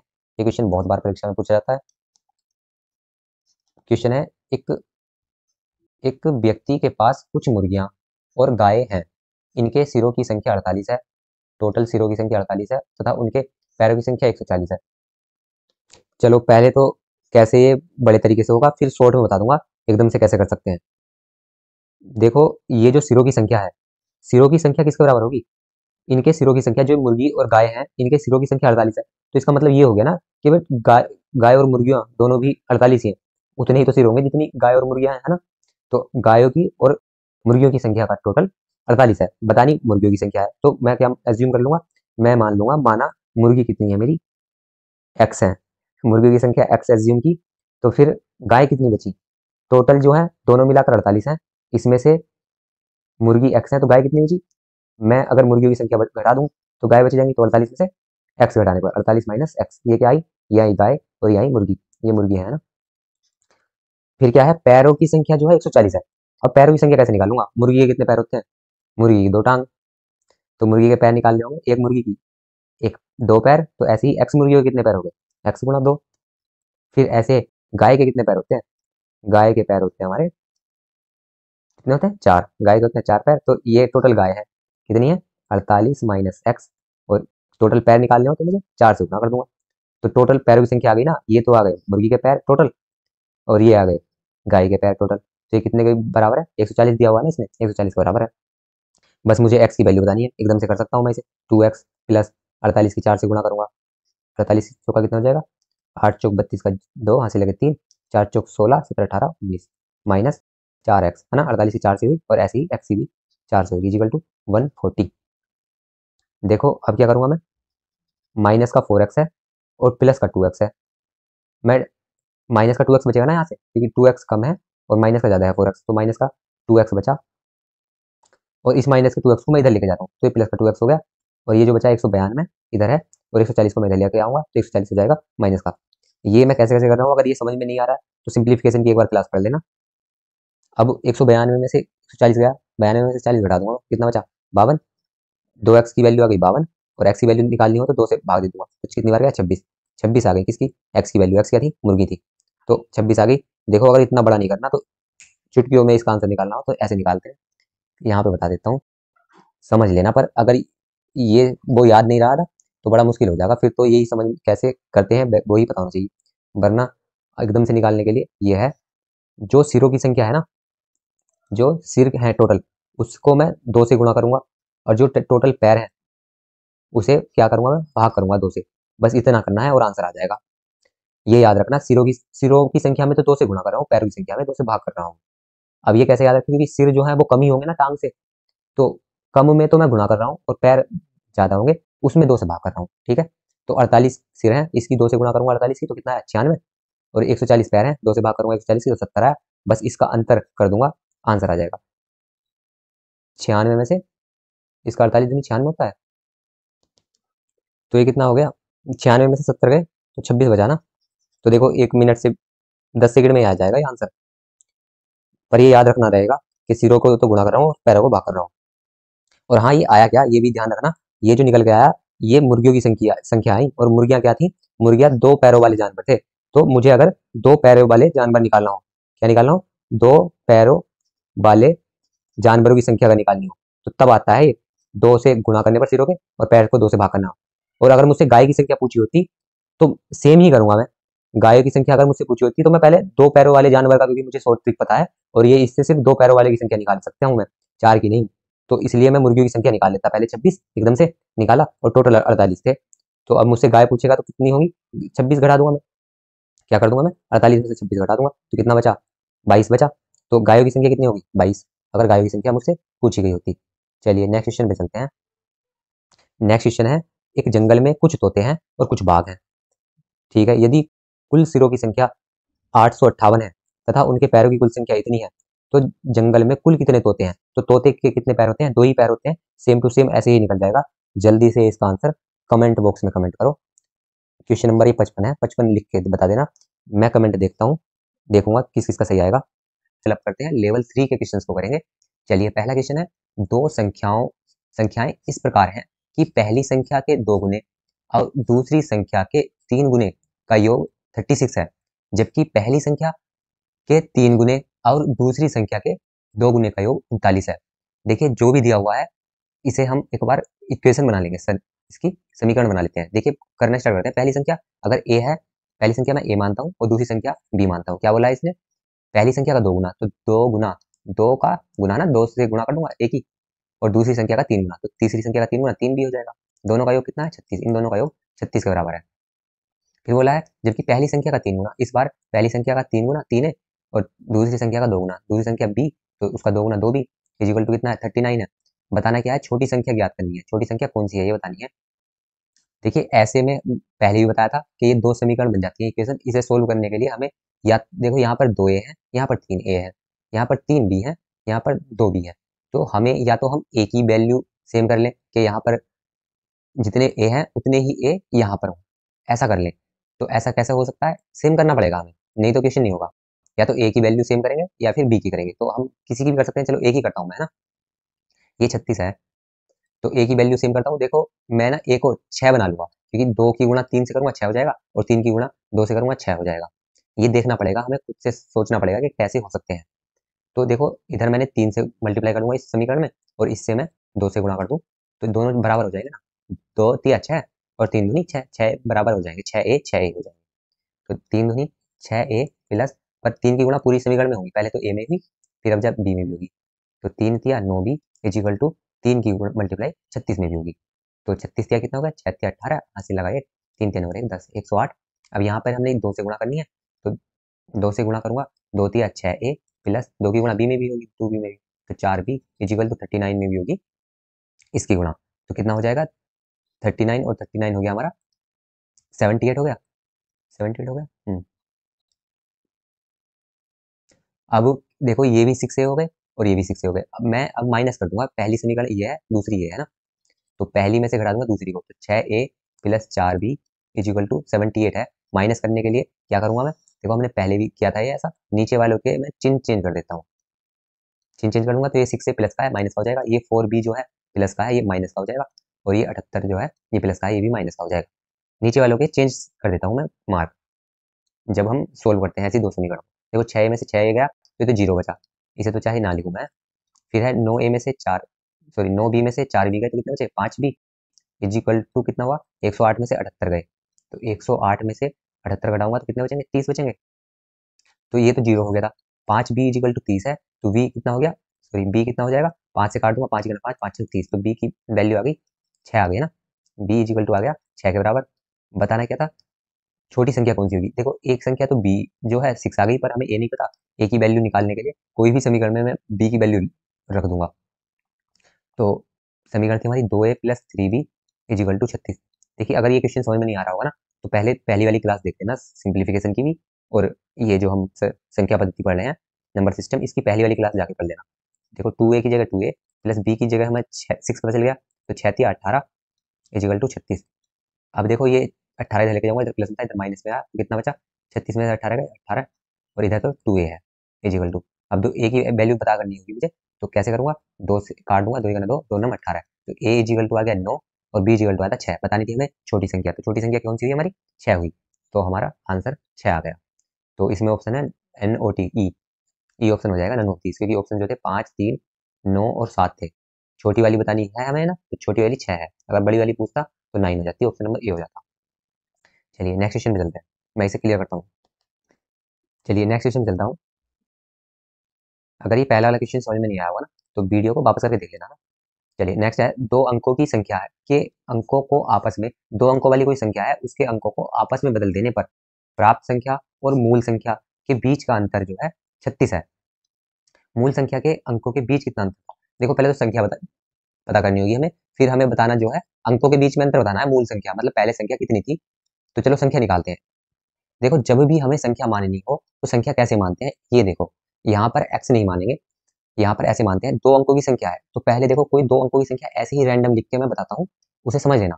देखो कोई संख्या 15 है, तो 15 है उसके अगर मुझे अंक मानने हो तो ये कैसे मान सकता हूँ मैं, अंकों की बात चलिए ना यहाँ पे, है ना, अंकों की, जहाँ पे अंकों का जिक्र हुआ हो वहां पे बात कर रहा हूँ, कैसे हम संख्या को अज्यूम करते हैं, मानते हैं। तो देखो यहाँ पे पहला लेटर जो है ये तो हो गया इकाई और ये हो गया दहाई।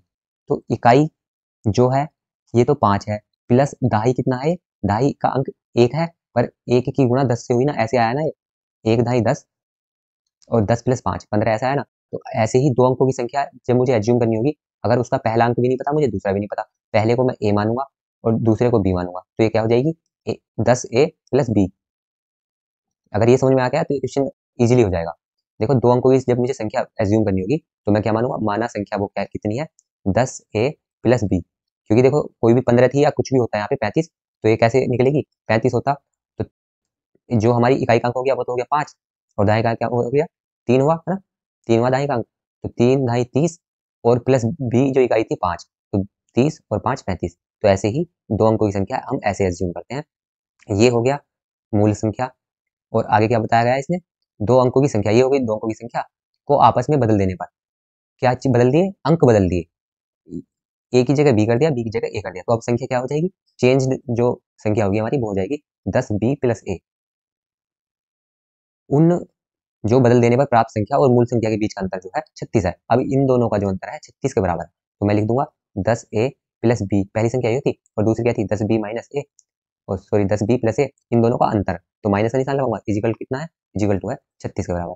बस ये मुझे सोल्व करना है। देखो जब हम माइनस का निशान लगाते हैं तो दो चीजें होती हैं, जब ये दो संख्या प्लस में तो इसके बाहर माइनस लगाते हैं तो ब्रैकेट लगाना पड़ता है, वरना क्वेश्चन गलत हो जाएगा। 10a प्लस बी, ये माइनस का 10b हो जाएगा ना, माइनस का 10b और माइनस का ही a हो जाएगा इजिकल टू 36। क्या बचेगा, ये है 10a में से एक ए गया तो 9a और b में से 10b गए तो माइनस के बचे 9b इजिकल टू कितना है 36 के। यहाँ पर देखो 9 कॉमन है, 9 कॉमन लूंगा मैं, यहाँ पे करता हूँ, 9 कॉमन लिया तो क्या बचा, a बचा, 9 तो बाहर आ गया तो माइनस b बचा ना, ये 9 को बाहर ले लिया मैंने, इस वाले को भी इसको भी, तो क्या बचेगा a माइनस बी बचेगा ना, इजिकल टू 36 के बराबर है, 9 चौक 36, तो a minus B is equal to आ गया 4 के बराबर। बताना क्या था हमें, मूल संख्या के अंकों के बीच का अंतर क्या है, तो देखो मूल संख्या क्या थी 10a प्लस बी थी ये संख्या, और उसके अंक क्या थे, एक तो a था और एक अंक b था। बताना क्या है, उन a और b के बीच में अंतर कितना है, तो यही तो आ गया हमारा a minus B is equal to कितना आ गया 4 के बराबर, है ना, a minus B is equal to कितना आ गया 4 के बराबर, यही हमें बताना था, तो ऑप्शन नंबर बी हो गया। देखो अगर समझ नहीं आया होगा तो वापस करके देख लेना, क्वेश्चन बहुत बार एग्जाम में पूछा जाता है। और बस यही समझ में आना है कि ये एज्यूम कैसे करते हैं हम दो अंकों की संख्या, तीन अंकों की संख्या क्वेश्चन बनता नहीं है क्योंकि ज़्यादा लेंथी हो जाता है। लेंथी का मतलब वो फिर 5 से 10 मिनट में होगा, तो दो अंकों की संख्या का ही पूछता है, तो ये अंकों की संख्या कैसे मानते हैं ये पता होना चाहिए। या फिर याद ही कर लेना 10a प्लस बी मानेंगे, 10 क्यों माना, क्योंकि ये दहाई का अंक है ना, तो 10 की a से गुणा करी प्लस इकाई का अंक तो इकाई का खुद से होता है ना, जैसे स्थानीय मान होता है ना, ऐसे है ये। चलिए नेक्स्ट क्वेश्चन चलते हैं। दो अंकों की एक संख्या है, देखो सेम दो अंकों की संख्या मुझे एज्यूम करनी होगी इसमें, तो 10a प्लस बी एज्यूम कर लूंगा। इकाई का अंक दहाई के अंक का दोगुना है, इकाई का अंक जो है दहाई के अंक का दोगुना है। अंक संख्या के अंकों को आपस में बदलने से प्राप्त संख्या का मूल संख्या से 27 अधिक है। देखो फिर से इन संख्याओं का दोनों का अंतर 27 दिया हुआ है, मूल संख्या निकालनी है और उसका 50% बताना है। चलो ये जो है करके चलो बता ही देता हूँ मैं। पहली संख्या क्या एज्यूम करूंगा मैं, 10, अभी हमने देखा था ना, क्या करूंगा 10a प्लस बी। अब क्या, नहीं ये नहीं करूंगा, पहले देख लेते हैं क्वेश्चन क्या कहता है, अंकों का कुछ बताया था इसने, इकाई का अंक दहाई के अंक से दोगुना है। अब हमें अंक को इसने बताया है, तो इकाई का अंक और दहाई के अंक में संबंध बताया है। क्या बताया है, दहाई के अंक से दोगुना है इकाई का, अगर दहाई का अंक x है तो इकाई का अंक क्या है, इकाई का अंक दहाई से दोगुना है, तो इकाई का हो जाएगा 2x। तो अब मैं संख्या एज्यूम करूंगा, तो देखो हम अब इकाई और दहाई के अंक पता है, तो इकाई का अंक तो ऐसे ही जुड़ता है, प्लस दहाई के अंक में क्या होती है 10 की गुणा, तो 10 गुणा एक्स मतलब 10x हो गया ना। तो हमारी संख्या क्या हो गई, 10x प्लस 2x इतनी थी। और फिर क्या कह रहा है, इसके अंकों को आपस में बदल दूं मैं। तो ये तो हमारी एक्चुअल संख्या है। इस अब क्या कह रहा है, अंकों को बदल दूं, तो देखो 10x की जगह क्या हो जाएगा 2x, और 2x की जगह हो जाएगा x। ये इंटरचेंज करने के लिए बोला ना इसे इसने, प्लस x। अब इन देखो ये हम ऐसे कर सकते हैं, 10x और प्लस 2x, 10x और 2x कितने हो गए 12x। पहले संख्या कितनी थी 12x, और अब कितनी हो गई 10 दूनी 20x प्लस x, एक x है ना, तो 20 और 1 21x। क्या बोल रहा है, आपस में बदलने से प्राप्त संख्या में मूल संख्या 27 अधिक है। इन दोनों संख्याओं का अंतर जो है 27 है। तो 27 बड़ी कौन सी है, ये 21x वाली है ना। तो 21x में से 12x घटाऊंगा, 21x minus 12x is equal to कितना दिया हुआ है 27 दिया हुआ है। 21 में से 12 जाएंगे तो कितना बचेगा हमारा 9 बचेगा, 9x इजिकल टू 27। x की वैल्यू पता करनी होगी तो 9 से काट दूंगा, 9 तिया 27, x की वैल्यू 3 आ गई। बताना क्या था, मूल संख्या का 50%। तो मूल संख्या क्या थी, ये थी ना हमारी मूल संख्या, ये तो बाद वाली थी चेंज करने में। तो मूल संख्या थी 12x, तो 12x का 50% बताना है। 50% कितना होता है आधा, तो 12x का आधा कितना हो गया 6x, है ना। 50% आधा होता है ना। ये हमने परसेंटेज की क्लास में पढ़ा था, अगर परसेंटेज की क्लास ना पढ़ी हो तो ये परसेंटेज का बहुत ईजी से समझ सकते हो। और परसेंटेज हर चैप्टर में यूज होती है, अगर परसेंटेज क्लियर नहीं होगी तो पढ़ने का कोई फायदा नहीं है। पढ़ते रहोगे पर मार्क नहीं कर पाओगे। चलो, तो 12x मूल संख्या थी, तो उसकी 50% कितनी हुई 6x, x की वैल्यू कितनी है 3, तो 6 18। हमारे आगे ऑप्शन नंबर डी ठीक हो जाएगा। नेक्स्ट क्वेश्चन पे चलते हैं। देखो नेक्स्ट क्वेश्चन ये है, दो अंकों की एक संख्या है, अंकों को आपस में बदलने से प्राप्त संख्या मूल संख्या से 27 अधिक है, यदि दोनों संख्या के अंकों का योग 11 है।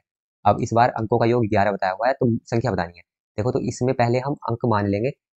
अगर इकाई का अंक x होगा, देखो इकाई का अंक तो x मान लेना, तो दहाई का कितना हो जाएगा, क्योंकि दोनों का योग जो है 11 दिया हुआ है, और मुझे इकाई का मैंने x एज्यूम कर लिया, तो दूसरा कितना बचा, x घटाने से पता चलेगा ना दूसरा। तो दूसरी दहाई का अंक कितना हो गया 11 माइनस एक्स, है ना। ये हो गया 11 माइनस एक्स। तो चाहे तो इसे ऐसे मान सकते हैं, या फिर हम दहाई की संख्या को x मान लेते हैं। देखो यहाँ पे दहाई का अंक x मानने से ज्यादा इजी हो जाएगा, आंसर दोनों से ही सेम आएगा। दहाई से इजी हो जाएगा, क्योंकि दहाई में जो है 10 की गुणा करना होगी मुझे, तो सिर्फ x मानूंगा इसे, तो इकाई का अंक क्या होगा 11 माइनस एक्स। अब थोड़ी कम कैलकुलेशन करनी पड़ेगी बस। तो ये हो गया हमारा इकाई का अंक, ये हो गया दहाई का अंक। अब संख्या एज्यूम करूंगा तो क्या होगी, इकाई का अंक तो ऐसे ही होता है 11 माइनस एक्स, और इसमें क्या जोड़ा जाता है 10 के साथ दहाई का अंक, 10 गुणा दहाई का एक्स है। और ये हो गई हमारी संख्या मूल संख्या। यही हमें इसका वैल्यू बतानी है, मूल संख्या ये हो गई। अब मैं दूसरी संख्या क्या है, इसके अंक चेंज करूंगा, तो अब क्या होगा, अच्छा सेम ही बात थी, कोई सा भी मानेंगे ना, कि अब इस बार गुणा यहाँ पे करनी पड़ेगी, 10 गुणा 11 माइनस एक्स और प्लस एक्स हो जाएगा। इन दोनों संख्याओं का अंतर 27 दिया हुआ है, इसे करो, यहाँ से एक्स की वैल्यू निकाल लो और मूल संख्या में यहाँ पर रख देना। इसका आंसर कमेंट बॉक्स में बताना, ऑप्शन क्वेश्चन नंबर 60 लिख के बता देना। मैं ऑप्शन देखता हूँ, पर अगर आप कमेंट करोगे तो पता, मैं सभी के आंसर देखता हूँ। चलो इसका आंसर कमेंट बॉक्स में बताना। नेक्स्ट क्वेश्चन पे चलते हैं। चलो इस क्वेश्चन को मैं सोल्व कर दे रहा हूँ। नेक्स्ट क्वेश्चन ऐसा एक और है, तो उसे खुद से करना। देखो 10x प्लस 11 और माइनस एक्स, ये तो हमारी मूल संख्या थी, और जो बाद में हुई ये कितनी होगी, 10 की 11 से गुणा करूंगा तो 110 हो गया, माइनस 10 की गुणा फिर एक्स से भी होगी, तो माइनस 10x और प्लस एक्स।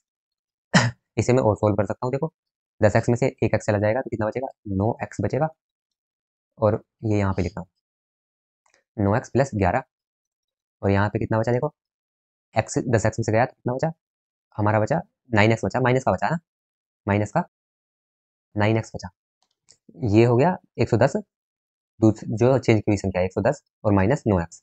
अब क्या बताया हुआ था, अंकों को आपस में बदलने से प्राप्त संख्या मूल संख्या 27 अधिक है। जो ये संख्या प्राप्त हुई हमें अब, ये इससे 27 ज्यादा है। तो 27 ज्यादा है मतलब इन दोनों का अंतर, तो इन दोनों का अंतर कितना है 27 है। तो मैं क्या करूंगा, इसमें से इसे घटा दूंगा, 110 माइनस 9x में से इसे घटाऊंगा तो ये भी माइनस का हो जाएगा ना 9x, और 11 भी माइनस का हो जाएगा, और कितना आएगा ये 27 के बराबर। चलो सोल्व करते हैं। -9x और -9x कितना हो गए, माइनस के 18x, और 110 में से 11 जाएगा तो कितना बचेगा 99 बचेगा, इज इक्वल टू 27 के 18x। देखो इधर माइनस का है तो मैं दूसरी साइड लेके जाऊँ, या फिर दूसरी साइड लेके जाऊंगा तो कितना हो जाएगा 18x प्लस हो जाएगा ना, और ये 27 इधर लेके जाऊंगा तो 27 हो जाएगा इधर जाके माइनस का, ये माइनस का हो गया। 9 में से 7 गए 2, और 9 में से 2 गए 7, तो 18x इजिकल टू आया 72 के। तो 18 से कितनी बार कटेगा 72, 18 चौक 72, एक्स की वैल्यू आ गई 4, बताना क्या था हमें, तो मूल संख्या ज्ञात करो। मूल संख्या क्या थी हमारी, ये थी 10x प्लस 11 माइनस एक्स, और इसे सोल्व करने के बाद क्या आया था, ये आया था ना, ये थी मूल संख्या 9x प्लस 11। तो एक्स वैल्यू आई 4, 9 चौक 36 और 4, वो सॉरी 9 चौक 36 और 11, 36 और 11 कितना हो गया हमारा 47।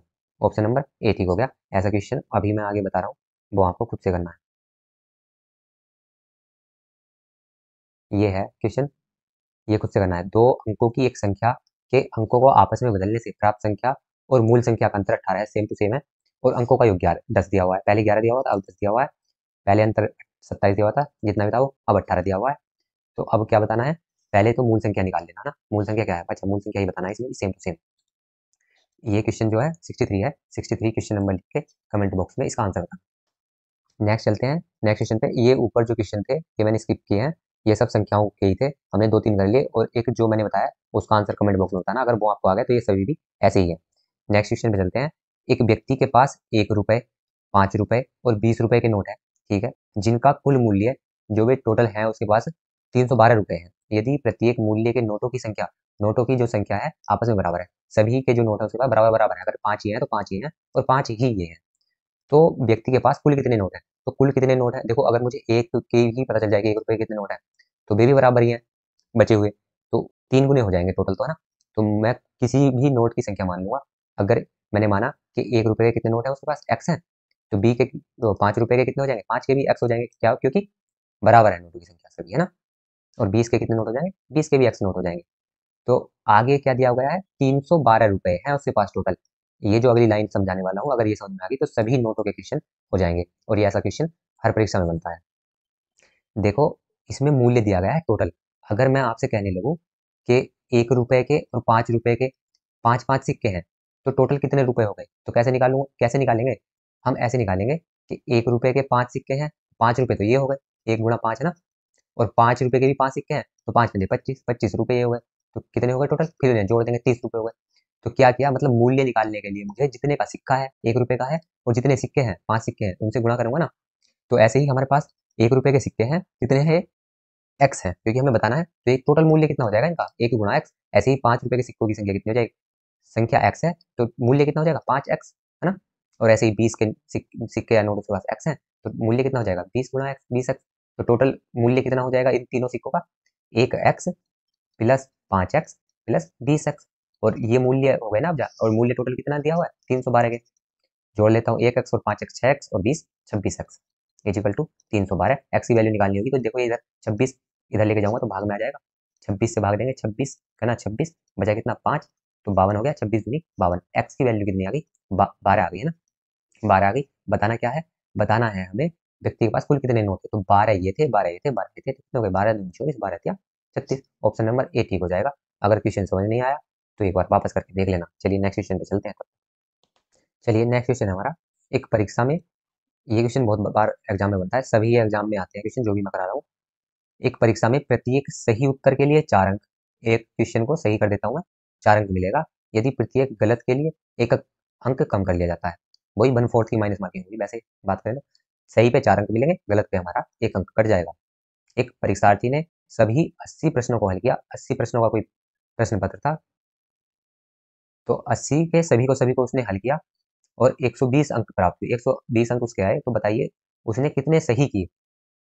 देखिए अगर आपको माइनस मार्किंग करनी आती होगी तो ये क्वेश्चन आपको सब मतलब करने की जरूरत है ही नहीं, समझने की यहाँ, पर जिसे नहीं आता वो देख लो माइनस मार्किंग करते कैसे हैं। देखो ऐसे करेंगे ना, मुझे टोटल नंबर निकालने होंगे, कितने क्वेश्चन है, 80 क्वेश्चन है ना, तो 80 क्वेश्चन है, जितने 80 में से जितने उसने सही किए होंगे, अगर उसने एक्स सही किए होंगे तो उन पे एक क्वेश्चन पे 4 नंबर मिलेंगे, तो एक्स सही किए हैं उसने, 2 सही किए होंगे तो 8, और 3 सही किए होंगे तो 12, है ना, तो एक्स सही किए हमने माना, तो कितने अंक हो गए उसके, एक्स गुणा 4 है ना, एक के लिए 4 मिलते हैं, तो एक्स के लिए 4x मिलेंगे। और फिर क्या है, गलत के लिए एक अंक काट ले जाता है। गलत कितने किए उसने, क्योंकि टोटल 80 अंक थे, एक्स उसने सही कर दिए, तो गलत कितने किए होंगे 80 माइनस एक्स। यह भी हमने पहले भी समझा था, क्योंकि टोटल 80 है, सही उसने एक्स कर दिया, तो गलत कितने करे, टोटल में से सही क्वेश्चन के गलत निकाले दूंगा, घटा दूंगा ना, 80 माइनस एक्स उसने गलत किए, और गलत हर क्वेश्चन के लिए एक नंबर काट ले जाता है, तो इतने तो उसे नंबर मिले और इतने काट ले गए, और इन दोनों का अंतर कितना हुआ, तब उसके बराबर 120 नंबर आए। अगर ये लाइन समझ में आ गई तो क्वेश्चन समझ में आ गया। ये नहीं आई, अभी वापस करके देख लो। देखो ये हो गया 4x माइनस ये हो गया 80, एक ही गुणा करूँगा तो यही आएगा ना, और minus plus x is equal to 120। देखो x प्लस का है और एक ये भी प्लस का है, 4x और एक एक्स 5x, 80 इधर माइनस है, इधर जाके प्लस हो जाएगा। तो 80 120 में जुड़ा तो कितना हुआ, 200 हुआ। 5 से भाग दूंगा 200 को तो कितनी बार जाएगी, 5 चौक 20 40 बार। तो एक्स की वैल्यू आ गई 40 आ गई एक्स की वैल्यू। बताना क्या था हमने, कितने सही उत्तर दिए उसने, तो सही उत्तर ये इतनी तो दिए थे उसने एक्स का ना, एक्स सही दिए थे, तो ऑप्शन नंबर डी सही हो गया। अगर समझ नहीं आया होगा तो वापस करके देख लेना भाई, क्वेश्चन बहुत बार एग्जाम में ये पूछा जाता है। नेक्स्ट चलते हैं। एक लड़के से किसी संख्या को 22 से गुणा करने के लिए कहा गया, ओके, किंतु उसने संख्या में 22 के स्थान पर 44 से गुणा कर दी, ठीक, जिससे उसके उत्तर सही उत्तर से 308 अधिक आ गया। अब इष्ट संख्या बताओ, संख्या बतानी है। तो देखो संख्या अगर x थी, उसने क्या किया, हमें उससे 22 को गुणा करनी थी उसे, तो x की गुणा 22 से करनी थी, उसने क्या कर दिया, उसने कर दिया जी x की गुणा 22 के स्थान पर 44 से गुणा कर दी, ठीक। तो जिससे उसका उत्तर कितना है, 308 अधिक आ गया, मतलब ये जो गुणा करने का आया इससे 308 ज्यादा आ गया, तो इन दोनों का अंतर मतलब 308 हो गया। 44x माइनस ये हो गया 22x, कितना बराबर है 308 के। 44x में से 22x गए तो कितने बचे 22x, और कितने के बराबर 22x इज इक्वल टू 308। अगर मुझे x की वैल्यू निकालनी हो, क्योंकि यही हमारी अभिष्ट संख्या है, तो 22 को मैं कहाँ लेके जाऊंगा, ये यहाँ पे 22 भाग में आ जाएगा, 22 ना 22, यहाँ पे बचा 8, 8 बचा, और 22 चौक 88, तो कितना आ गया, अभिष्ट संख्या आ गई हमारी 14 की। ऑप्शन नंबर सी ठीक होगा। अगर क्वेश्चन समझ नहीं आया तो वापस करके देख लो वीडियो, इजी ही क्वेश्चन है ये, वापस से करके देख लेना अगर समझ नहीं आया होगा। देखो जो भी आप अगर वीडियो देख रहे हो इसे, तो अगर वैल्यू मिल रही हो इस वीडियो से तो एक थम्स अप दे देना। बाकी आपके साथ का कोई अगर तैयारी कर रहा हो तो उसके साथ शेयर जरूर कर देना। चलो नेक्स्ट क्वेश्चन में चलते हैं हम। जब एक विद्यालय के सभी छात्रों को 54 छात्रों की पंक्ति में खड़ा किया गया, क्या किया गया, जो छात्र हैं उनकी पंक्ति में 54 विद्यार्थी खड़े किए गए, एक पंक्ति में 54 छात्र खड़े किए गए, ठीक है। तो 30 पंक्तियां बनी, 54 छात्रों की 30 पंक्तियां बनी, ठीक है। यदि इन्हें 45 छात्रों वाली पंक्ति में, अब जो पंक्ति की बात कर रहा है 45 छात्रों की पंक्ति बनानी है, ठीक है, खड़ा किया जाए तो कितनी पंक्ति बनेंगी ये बताना है। देखो एक पंक्ति में 54 छात्र हैं, तो दो में कितने होंगे, 54 की गुणा 2 से करूंगा, और ऐसी पंक्ति कितनी बनी 30 बनी, तो टोटल छात्र कितने हो जाएंगे 54 गुणा 30, टोटल छात्रों की संख्या निकालनी है मुझे, तो कितना हो जाएगा 54 गुणा 30 हो जाएगा, क्योंकि एक पंक्ति में 54 छात्र, 30 पंक्ति में 30 गुणा 54 छात्र। अब क्या बोल रहा है, इन्हीं छात्रों को कितनी पंक्ति में खड़ा करना है, 45 छात्रों को एक पंक्ति में, तो ऐसी कितनी बनेगी, तो 45 से भाग दे दूंगा ना, सीधा सा सवाल है। समझ में आ गया होगा सारी। देखो टोटल छात्र हो गए हमारे कैसे, एक पंक्ति गुणा जितनी पंक्ति थी उससे गुणा कर दी। अब मुझे पंक्ति की संख्या निकालनी है, तो टोटल छात्रों को मैं जितने एक पंक्ति में खड़े हुए हैं उससे भाग दे दूं, तो टोटल पंक्ति आ जाएंगी ना, है ना। तो 9 पंजे 45, 9 छंग 54, और 5 छंग 30, तो 6 छंग 36 आ गया, तो इज इक्वल टू आ गया हमारा ऑप्शन नंबर सी आ गया, सी ठीक होगा। चलिए नेक्स्ट क्वेश्चन में चलते हैं। राजीव ने 200 संजीव से लिए और उसे 120 लौटा दिए। राजीव ने 200 रुपए संजीव से लिए, ठीक है, उसे 120 लौटा दिए, 120 वापस कर दिए उसने। अब दोनों के पास समान धनराशि है, ओके, दोनों के पास अब बराबर हो गए। पहले किसके पास कम धनराशि थी और कितनी, किसके पास कम थे पैसे पहले और कितने कम थे ये बताना है। देखो राजीव के पास, यहाँ पे मैं राजीव लिख रहा हूँ, आर लिख देता हूँ, राजीव के पास आर लिख रहा हूँ और संजीव का एस लिख रहा हूँ। क्या किया, संजीव से इसने 200 रुपए लिए, तो अगर इसके पास आर रुपए और 120 लौटा दिए, 120 इसने वापस भी कर दिए, तो इसके पास कितने बचे, मतलब इसके पास 80 रुपए लिए गए इससे, 120 इसने वापस कर दिए। क्या क्या बताया इसने, देखो एक बार फिर से करते हैं। इसने बोला है कि राजीव के पास, हमें ये राजीव के आर ही रुपए मान लेते हैं, उसके पास राजीव के पास आ रहे हैं और संजीव के पास ऐसे हैं, ठीक है। तो क्या किया उसने, 200 रुपए संजीव से लिए, संजीव से 200 रुपए ले लिए, 200 रुपए प्लस हो गए इसके पास, फिर उसे 120 रुपए लौटा दिए। अब लौटा, देखो पहले संजीव से लिए थे तो संजीव के 200 माइनस हुए और इसके पास 200 प्लस हुए, मतलब आने को प्लस कहते हैं ना, और जाने को माइनस है ना। फिर 120 लौटा दिए, किसने, राजीव ने लौटा दिए 120, तो इस बार 120 माइनस हो गए इसके, और इसे दिए संजीव को, तो इसके पास 120 आ गए, ठीक। तो अब दोनों के पास समान धनराशि हो गई। अब जो ये टोटल रुपए हैं दोनों के पास बराबर है, तो चलो लिख लेता हूं मैं, आर प्लस 200 और माइनस 120, और एस माइनस 200 प्लस 120, ये दोनों अब क्या हो गए, बराबर हो गए ना, बराबर हो गए। अब देखो इसे कैलकुलेट करता हूँ, आर प्लस 200 में से 120 गए तो 80 बचा, और एस माइनस ये 200 में से 120 बचे बैठेगा तो 80 बचेगा, ये माइनस का बचेगा क्योंकि माइनस का 200 ज़्यादा है। अब एक 80 इधर माइनस का इधर ले जाऊंगा तो एक प्लस का हो जाएगा, तो 80 और 80 प्लस और हो जाएगा तो कितना हो जाएगा 160, और आर इधर लेके आऊंगा तो आर इधर आके माइनस का हो जाएगा। तो एस तो पहले ही था, एस माइनस आर, तो क्या आया एस और आर। एस क्या था, संजीव के पास जितने रुपए थे, और आर थे राजीव के पास कितने रुपए थे, तो एस माइनस आर की वैल्यू आ गई 160। हमें बताना क्या था, पहले किसके पास धनराशि कम धनराशि थी, तो कम किसके पास थी, जो बाद में है ना। इसका मतलब क्या हुआ, संजीव के पास राजीव से 160 रुपए ज्यादा थे, तो कम किसके पास थे, राजीव के पास, और कितने कम थे, 160 रुपए। तो ऑप्शन नंबर कौन सा हो जाएगा, ऑप्शन हो जाएगा, एक तो इसमें ये दिया हुआ ज्ञात नहीं किया जा सकता, तो देखो ज्ञात तो हो गया हमें, किसके पास ज्यादा थे, संजीव, कम किसके पास थे, कम बताना था ना, तो कम भी और ज्यादा भी पता चल गया हमें, संजीव के पास ज्यादा थे 160 और राजीव के पास कम थे 160 ही, है ना। तो ये हो जाएगा नन ऑफ दीज, ऑप्शन नहीं दिया गया इसमें ना 160 वाला। चलिए इस क्लास में इतना ही। लाइक कर देना अगर ये वीडियो हेल्पफुल लगी, बाकी अपने दोस्त के साथ शेयर कर देना, कोई तैयारी कर रहा हो। ऐसी ही डेली और भी वीडियो के लिए, नए चैप्टरों के लिए आगे आते रहेंगे। सब्सक्राइब करें। धन्यवाद। जय हिंद, जय भारत।